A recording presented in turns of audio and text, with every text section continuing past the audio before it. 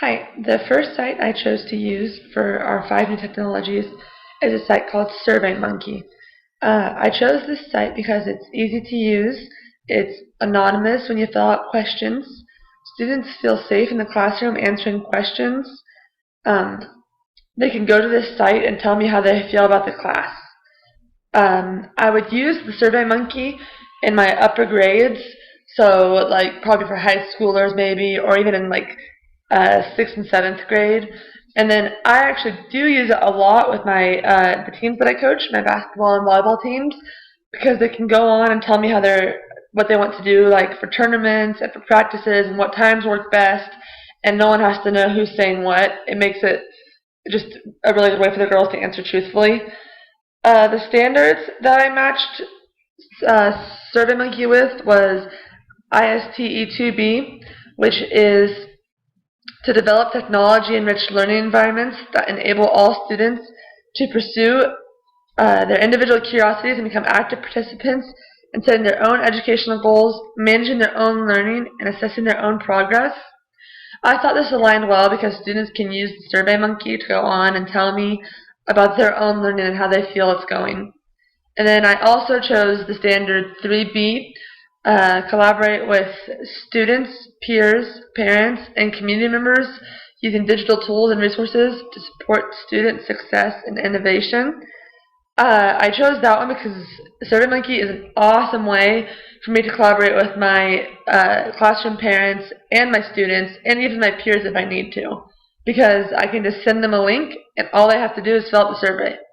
So if we go to the actual SurveyMonkey site, this is my personal site, there are so many different options. So the first thing you can do to get started is push Create Survey, and this will take you to a whole new thing. So you can build a survey from scratch, you can edit a copy of an existing one, you can start from an expert template.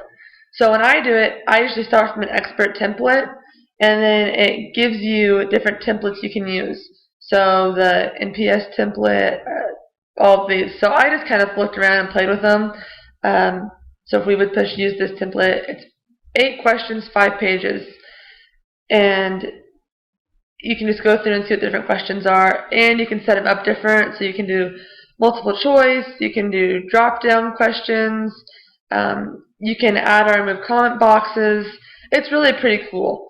And then you have the question bank right here, and it has different like demographics, education, events, different ways that you can set up your survey according to exactly what you need.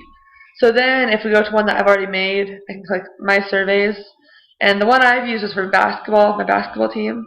So I just click on it, I have 15 responses if you saw that before it went away. And then it does a data analysis for you. So it tells me who all answered my questions since the data I gave it, which was a while back. And then you can analyze your results. And it takes 6 seconds, sorry. It tells you, so this is like I asked, what tournament do you want to play in? And then they answered my questions. So I had 11 people want to play in Hayes. I had 9 for Wichita, 7 for my other one, so on and so forth. And then I added a comments box on mine. So I had some people that had other responses. So you click on responses, and it just tells you what their responses were. But it's also anonymous, so I have no idea who said this, which is, I think, good. If I wanted to, I could request that they leave a name, and they would have to put down their name before they exit out of the survey. So if you wanted to have it not so anonymous, you could easily add that feature in your classroom. But I really love SurveyMonkey. I would suggest everyone and anyone using it. It's a good account to have, even if you're not an upper grades class teacher, because you can send it to anyone you want.